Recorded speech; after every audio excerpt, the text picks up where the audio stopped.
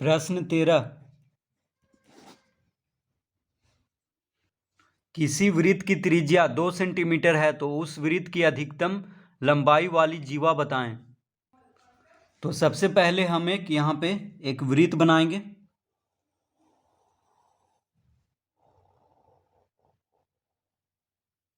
इस तरह से। तो कह रहा है, अब देखिए इसका यहाँ पे केंद्र होगा जिसको कि हम O लिखेंगे। तो कह रहा है किसी वृत्त की त्रिज्या कितना है, 2 सेंटीमीटर।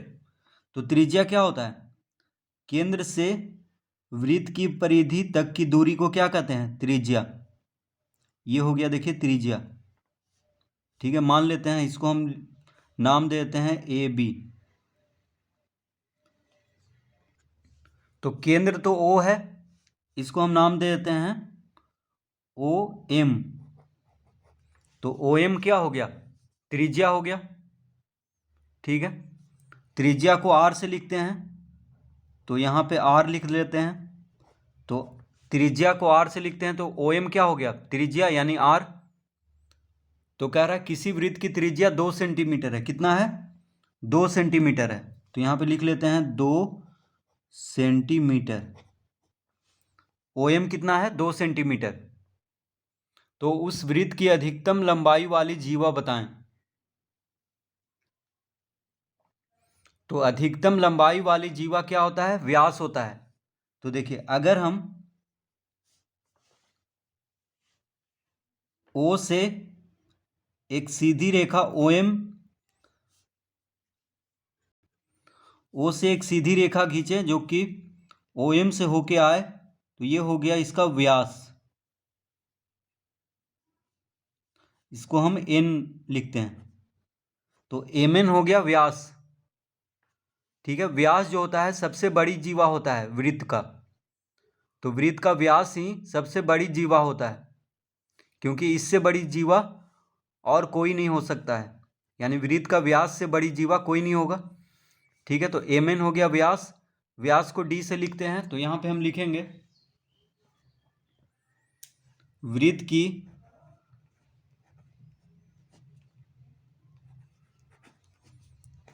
की त्रिज्या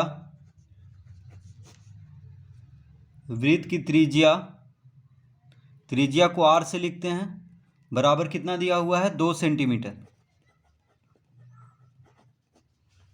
वृत्त की त्रिज्या हो गया 2 सेंटीमीटर।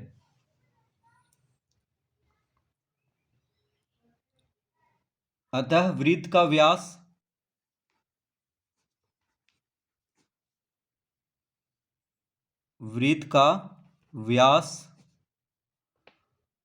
व्यास को D से लिखते हैं, तो D बराबर होता है 2R यानी 2R। तो व्यास जो होता है त्रिज्या का दुगना होता है। व्यास क्या होता है, त्रिज्या का दुगना, यानी 2R होता है। R क्या हो गया, त्रिज्या। तो D बराबर होता है 2R, यानी R कितना दिया हुआ है, त्रिज्या है 2 सेंटीमीटर, तो R की जगह पे 2 लिखेंगे, तो हो जाएगा 4 सेंटीमीटर। तो वृत्त का व्यास कितना आ गया, 4 सेंटीमीटर आ गया। अब लिखेंगे अतः वृत्त की अधिकतम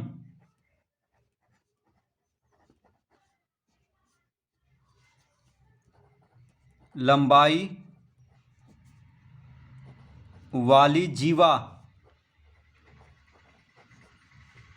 बराबर 4 सेंटीमीटर। देखिए वृत्त का व्यास ही वृत्त की अधिकतम लंबाई वाली जीवा होती है। तो वृत्त का व्यास कितना आया है, 4 सेंटीमीटर। इसका मतलब हुआ कि वृत्त की अधिकतम लंबाई वाली जीवा होगा 4 सेंटीमीटर। तो बस यहाँ पे क्या करेंगे, त्रिज्या दिया हुआ है, व्यास ज्ञात कर लेंगे।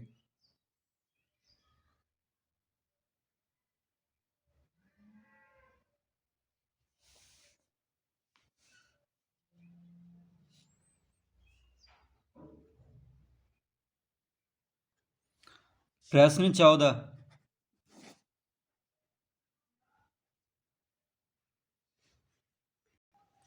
किसी वृत्त की परिधि के किसी बिंदु से कितने व्यास खींचे जा सकते हैं, निम्नलिखित में सही उत्तर बताएं। तो सबसे पहले एक वृत्त बनाएंगे यहाँ पे।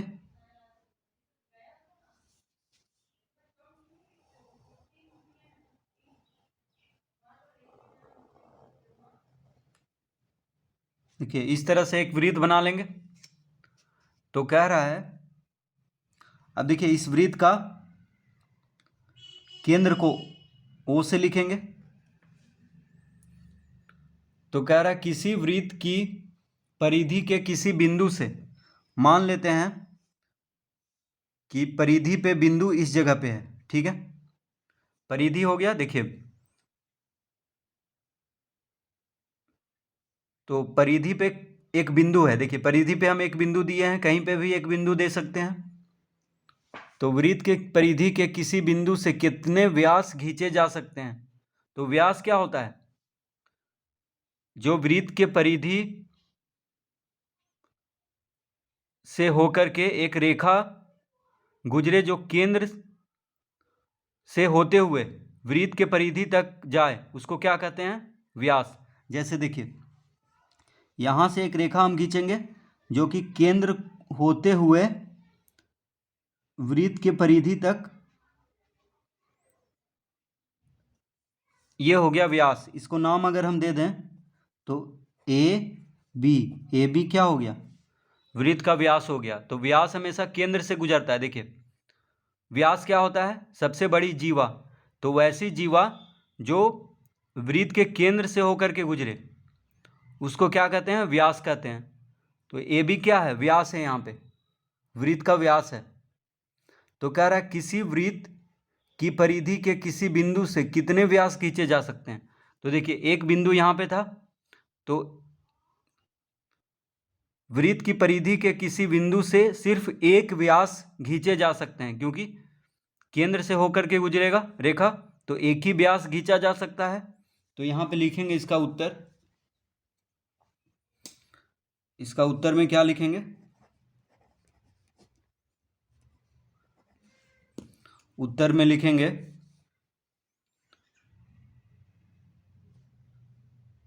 वृत्त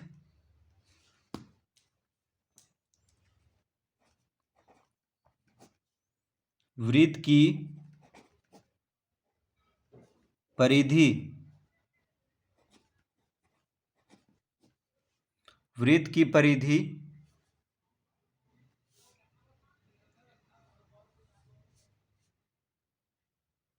के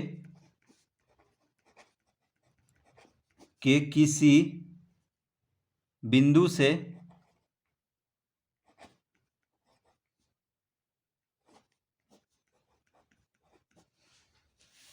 वृत्त की परिधि के किसी बिंदु से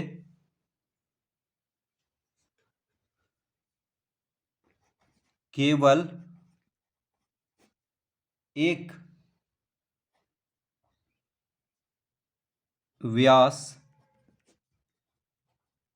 खींचे जा सकते हैं।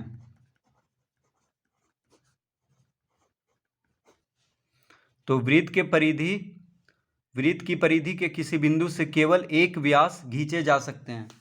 तो इसका उत्तर होगा ऑप्शन पहला, ठीक है, जो कि एक लिखा हुआ है। तो एक इसका उत्तर होगा।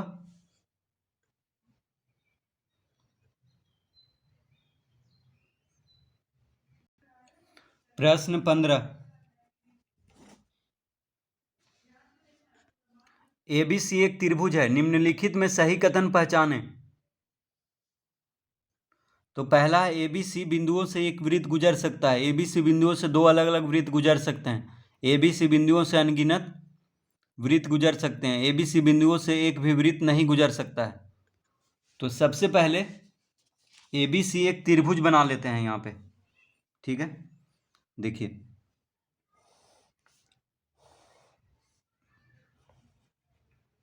तो ये हो गया ए बी और सी। तो ए बी सी क्या है, एक त्रिभुज है। तो कह रहा है कि ए बी सी बिंदुओं से, अब देखिए त्रिभुज का 3 शीर्ष होता है ए बी सी, ये तीनों शीर्ष है। जहाँ पे दो भुजा, त्रिभुज का दो भुजा जहाँ पे मिल रहा है उसको क्या कहते हैं? शीर्ष। तो ए हो गया एक शीर्ष, बी हो गया एक शीर्ष और सी हो गया, यानी 3 शीर्ष होता है त्रिभुज का। तो कह रहा है ए बी सी बिंदुओं से एक वृत्त गुजर सकता है। तो देखिए हम पहले वृत्त बना के देख लेते हैं कि कितना वृत्त बनेगा।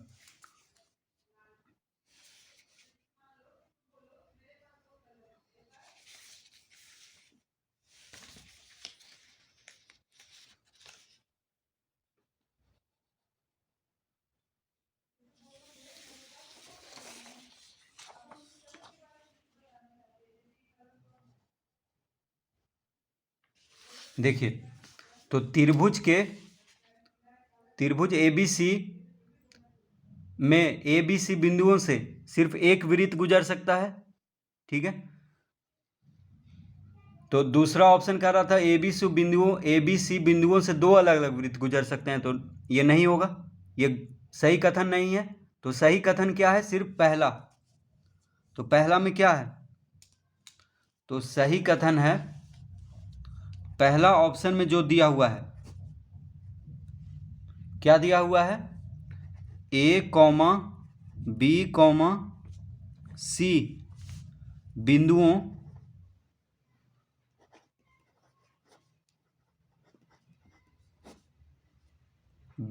से एक वृत्त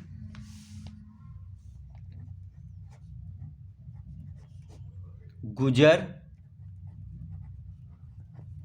सकता है, ये सही कथन है। बाकी सब जो है कथन है वो गलत है। तो तीसरा कथन क्या है? ए बी सी बिंदुओं से अनगिनत वृत्त गुजर सकते हैं, ये भी गलत कथन है। चौथा कथन है ए बी सी बिंदुओं से एक भी वृत्त नहीं गुजर सकता, ये भी गलत कथन है। तो सही कथन क्या है? सिर्फ ऑप्शन पहला, ए बी सी बिंदुओं से एक वृत्त गुजर सकता है।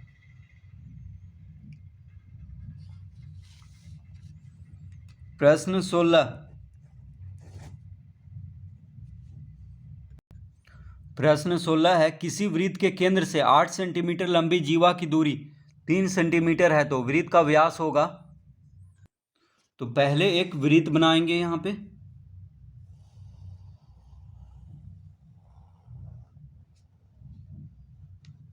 इस तरह से। तो कह रहा है किसी वृत्त के केंद्र से, अब देखिए मान लेते हैं इस वृत्त का केंद्र है यहाँ पे, ठीक है। तो किसी वृत्त के केंद्र से 8 सेंटीमीटर लंबी जीवा की दूरी 3 सेंटीमीटर है। तो कह रहा है कि मान लेते हैं यहाँ पे देखिए एक जीवा है, ठीक है, इसको नाम देते हैं ए बी।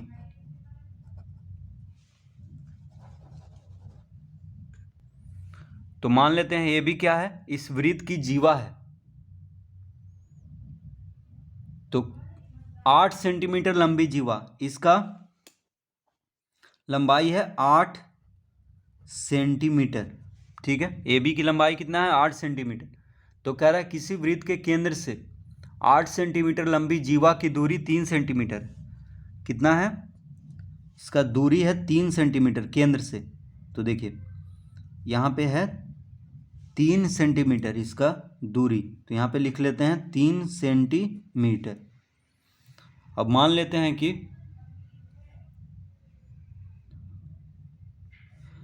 ये केंद्र जो है ओ है, वृत्त का केंद्र को ओ से हम लिख लेते हैं।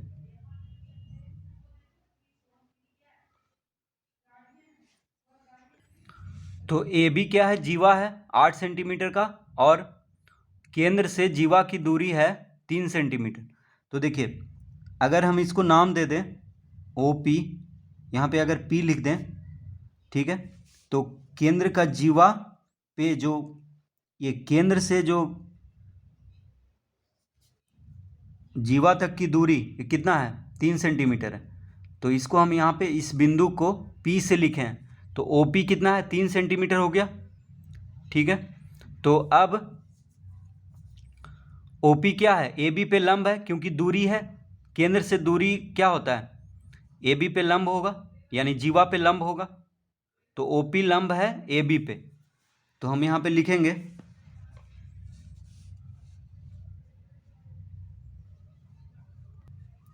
चूंकि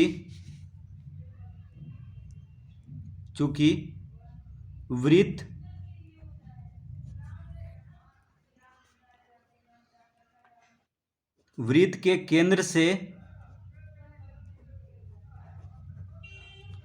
जीवा पर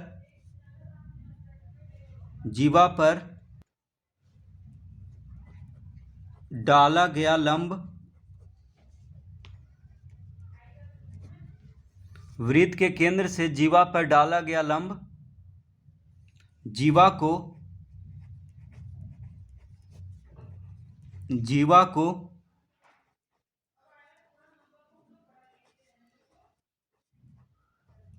समद्विभाजित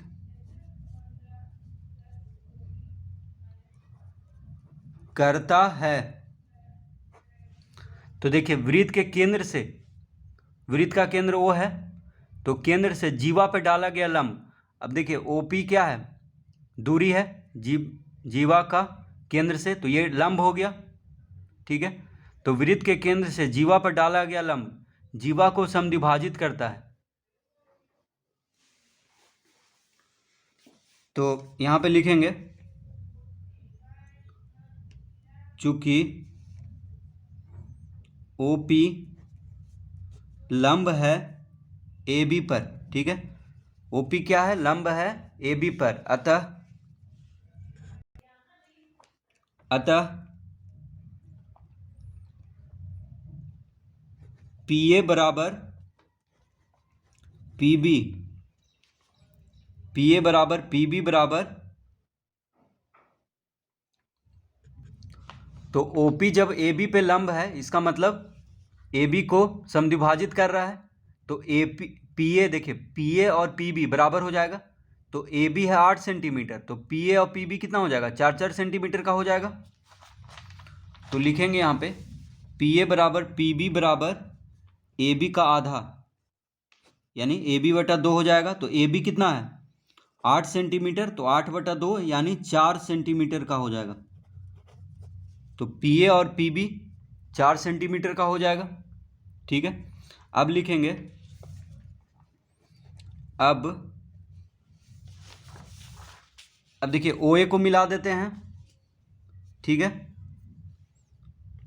OA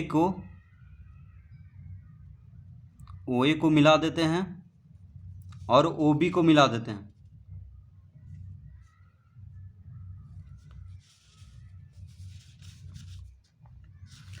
सिर्फ OA को ही मिलाएंगे, ठीक है। तो PA हो गया 4 सेंटीमीटर, OP हो गया 3 सेंटीमीटर, और ये लंब है, OP क्या है, AB पे लंब है, इसका मतलब ये समकोण त्रिभुज है। तो समकोण त्रिभुज में जब दो भुजा का ज्ञात हो तो तीसरी भुजा हम निकाल सकते हैं। तो लिखेंगे, अब समकोण त्रिभुज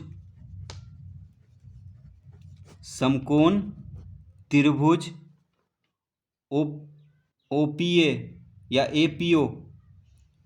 OPA में, समकोण त्रिभुज OPA में OA बराबर या AO बराबर अंडर रूट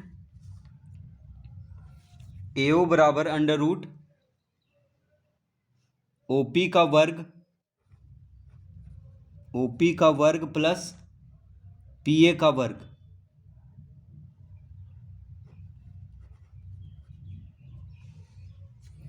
तो समकोण त्रिभुज में पाइथागोरस प्रमेय से तीसरी भुजा हम ज्ञात कर सकते हैं। तो कर्ण बराबर क्या हो जाएगा, OP क्या है, लंब है, PA आधार है, तो लंब का वर्ग प्लस आधार का वर्ग का अंडर रूट करेंगे तो कर्ण निकल जाएगा। AO क्या है, कर्ण है, तो OP कितना है, 3 है, तो 3 का वर्ग कर देंगे। PA क्या है, आधार है, आधार कितना आया, 4 सेंटीमीटर आया, तो 4 का वर्ग कर देंगे। तो 3 का वर्ग हो गया 9, 4 का वर्ग हो गया 16, 16 9 25, यानी आ गया 5, 25 का वर्गमूल 5 होता है, तो AO आ गया 5 सेंटीमीटर। अब AO क्या है, तो लिखेंगे, अतः त्रिज्या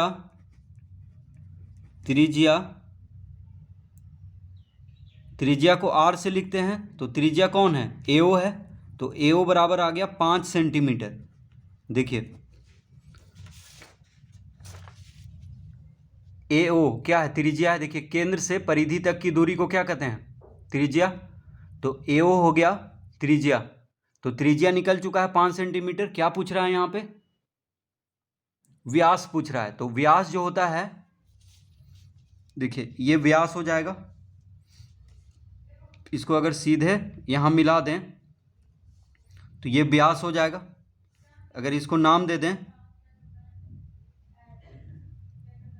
डी, तो ए डी क्या हो जाएगा, व्यास हो जाएगा। ठीक है, तो त्रिज्या का दुगना होता है व्यास, त्रिज्या का दुगना होता है व्यास। तो लिखेंगे अतः व्यास, तो व्यास को डी से लिखते हैं, तो व्यास बराबर होता है 2 गुना आर यानी 2r, यानी 2 गुना त्रिज्या, त्रिज्या का दुगना होता है व्यास। तो 2 गुना त्रिज्या कितना आया है 5, यानी 10 सेंटीमीटर हो जाएगा। व्यास कितना होगा 10 सेंटीमीटर। तो इसका उत्तर आएगा ऑप्शन 4। देखिए ऑप्शन 4 इसका सही उत्तर होगा, 10 सेंटीमीटर। तो व्यास होगा 10 सेंटीमीटर। तो इस तरह से इस प्रश्न को हल करेंगे।